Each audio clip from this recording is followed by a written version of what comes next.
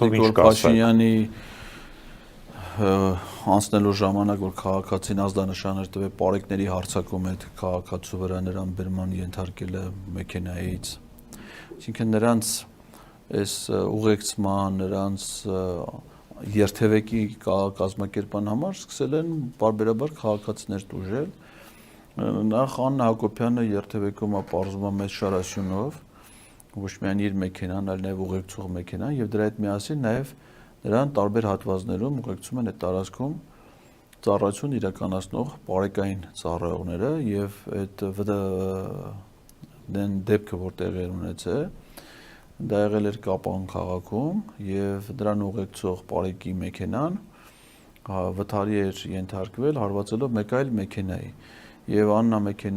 Հակոբյանի մեքենան եւ նրա շարասյունը չեն կանգնել նույնիսկ հասկանալու համար թե ինչ է տեղի ունեցել, արդյոք կան տուժածներ թե չէ, արդյոք նրանց անհրաժեշտ է ցուցաբերել որևէ օգնություն թե չէ։ Եվ ոստիկանությունը էլ որևէ հաղորդագրություն չէր տարածել։ Ես այդ մասին իմացել էի ականատեսների վկայություններից, ովքեր որ Կապանից տեղյակ էին, տեսել էին որպես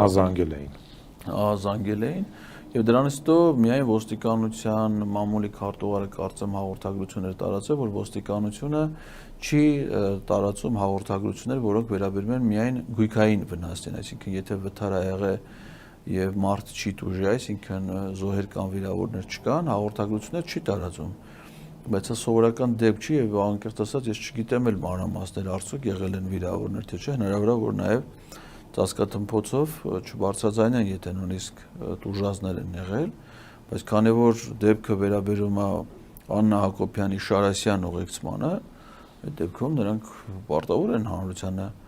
այդ մասին տեղյակ պահել, որովհետեւ նախ պետք է հասկանալ Աննա Հակոբյանը ուր է գնում, ինչի է գնում, ինչ ինքը ունի շարասյունով, ինչի է շարասյունով, ընդհանրապես ինքը ով է, գնում է ուր